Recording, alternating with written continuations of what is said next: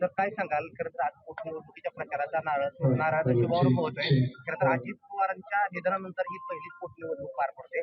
काय लोकांना मतदारांना नेमकं काय आवाहन केलं जाणार आहे?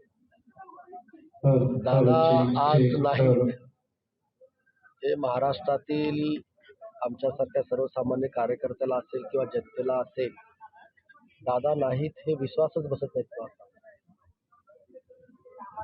नेतीच्या पुढे कुणीही गेलं नाही, तरी पण आज दादा गेल्यानंतर आदरणीय वहिनीसाहेब पोटनिवडणुकीला या ठिकाणी थांबलेले आहेत आणि प्रथा परंपरेनुसार श्री हनुमान मंदिर कण्हेरीच्या गावामध्ये दादांना अभिवादन करून आणि गणरायांना आणि मारुतीरायांना आणि दत्तांना या ठिकाणी नमन करून आज आपण प्रचाराला त्या ठिकाणी सुरुवात करीत आहोत.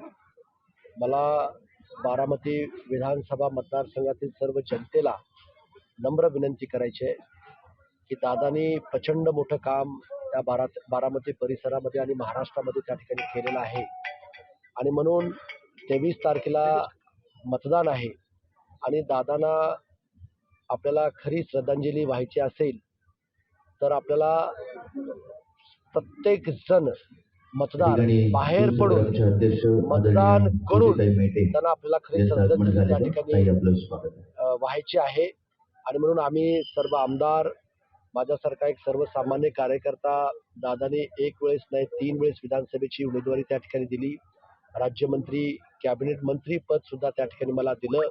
म्हणून दादा गेल्यानंतर आपण नकावड तरी बहिणींसाहेबांसाठी या ठिकाणी काम केलं पाहिजे या भावनेतून आम्ही बारामतीमध्ये त्या ठिकाणी आलेलो आहोत आणि प्रत्येक वार्डामध्ये प्रत्येक गावामध्ये आम्ही जाऊन मतदारांना मतदान करण्याकरता आपण बाहेर आलं पाहिजे आणि जास्तीत जास्त मतदानची टक्केवारी वाढवण्याकरता आम्ही त्या ठिकाणी प्रयत्न करणार आहोत. 8-10 दिवसापासून तुम्ही बारामतीत आहात.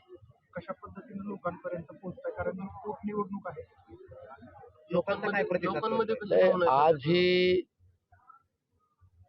दादा गेले, दादाच्या निधनानंतर आजही दुःखाच्या सावटामधून बारामतीकर सावरलेले नाही.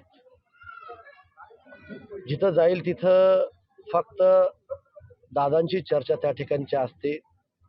खरं तर ते स्वतः सांगतायत किंवा आम्ही सुद्धा सांगतोय की मेल्यानंतर स्वर्ग त्या ठिकाणी दिसतं, पण इथं जिवंतपणेच दादांनी बारामतीला स्वर्ग त्या ठिकाणी बनवलेला आहे आणि म्हणून लोक नक्कीच प्रचंड मतदान करून वहिनीसाहेबाला देशामध्ये विक्रमी मतांनी त्या ठिकाणी निवडून आणतील.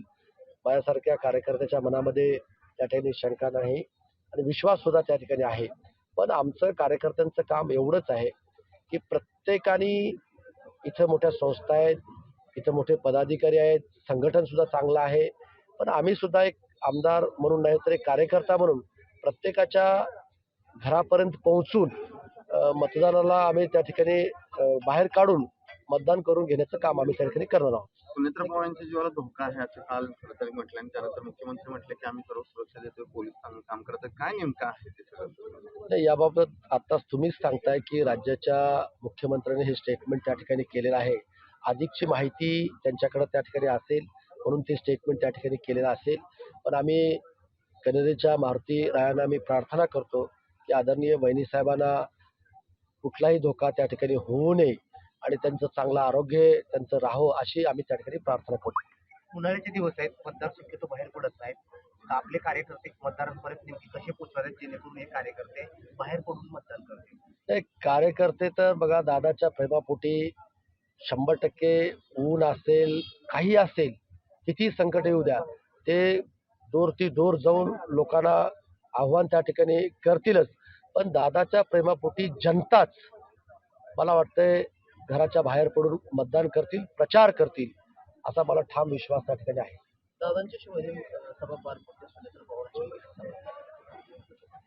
खरं तर दादांशिवाय पहिली प्रचाराची जी सभा आहे, दादांना अभिवादन करून त्या ठिकाणी सुरुवात त्या ठिकाणी होणार आहे आणि संबंध महाराष्ट्राचं लक्ष त्या ठिकाणी आहे. कारण दादा सातत्यानं सांगत होते की बारामती माझा श्वास कधीच थांबणार नाही. त्या विषयावरती आदरणीय वहिनीसाहेब आज त्या ठिकाणी बोलतील आणि संबंध महाराष्ट्र त्या ठिकाणी ऐकेल.